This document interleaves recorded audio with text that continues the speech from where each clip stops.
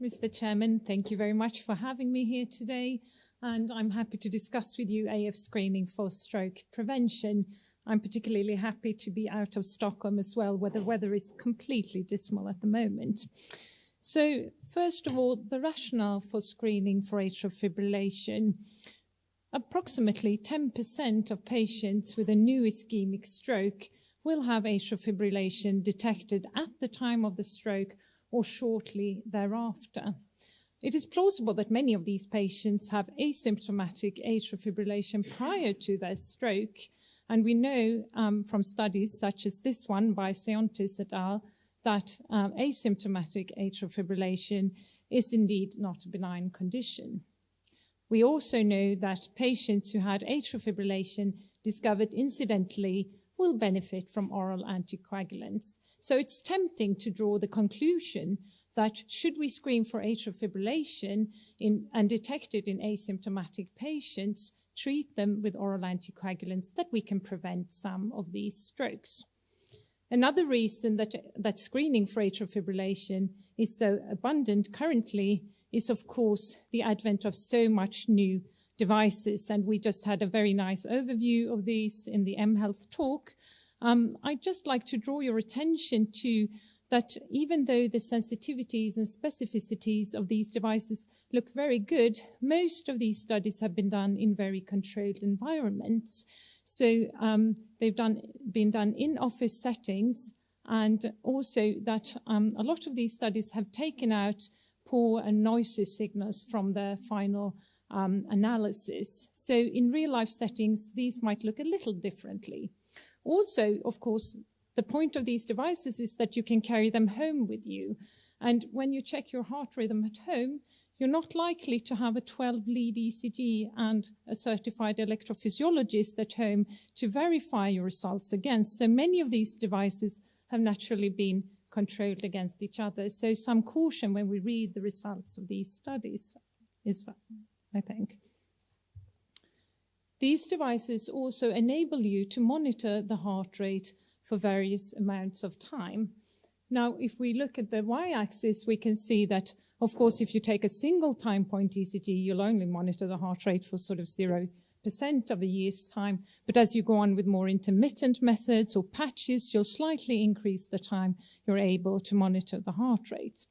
As you go on even further with PPGs, certainly we'll see that from the Apple Watch study, or ILRs, you're able to monitor the heart rate all the time, basically. And of course, the more you monitor, the more atrial fibrillation you'll detect. I think most of us would feel that if we detect atrial fibrillation in a single time point effort, we'll start oral anticoagulants. I think most of us would also start oral anticoagulants if you discovered atrial fibrillation using a patch or intermittent registrations. And we would believe that they probably had a significantly high burden of atrial fibrillation. However, when it comes to these long-term monitorings, of course, we don't know. And as the prior speaker said, we'll have to await the results from these long-term these new studies, Artesia and NOAA AFNET. Tomorrow we'll hear the results from the Apple Watch study, but I still think it's kind of interesting to just briefly think about the group that is screened in these consumer-driven screening methods, which are, of course, generally younger and more commonly male, and that they differ somewhat from the healthcare-driven screening, which normally wear this kind of devices. So maybe we should put PPGs into these. I think one can use these new methods and sort of think about screening as a staircase.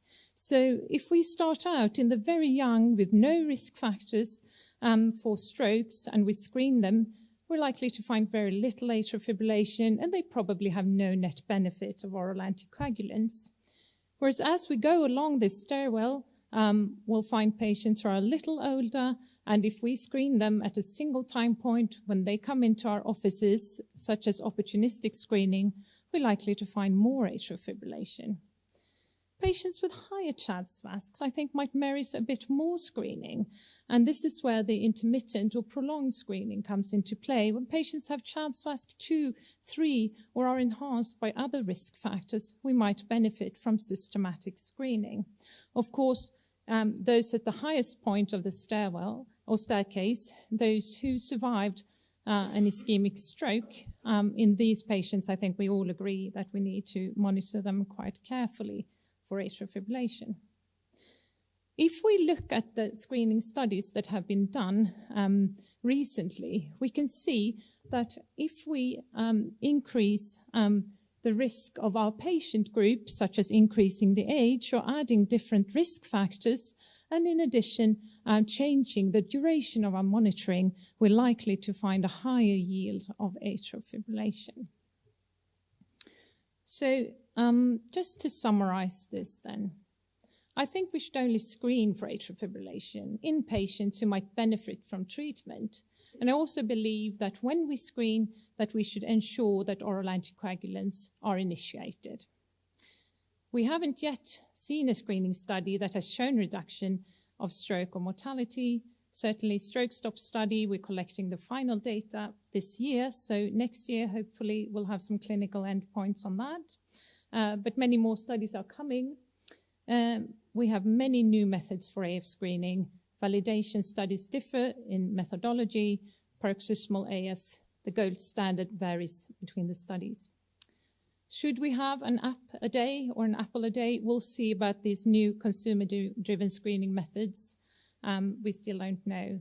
And we also are not aware yet of the clinical significance of finding these very short episodes of AF during prolonged screening. But certainly, we have 2 large studies that will aid us in this. Lastly, I'd like to raise the point, should we possibly screen for atrial fibrillation not only to prevent strokes, but should we also think about screening to prevent anything to do with the brain, so screening to prevent dementia? Now, the Stroke Stop 1 trial also has dementia as a secondary endpoint, so we'll see if we'll have some guidance towards that. Thank you for your attention.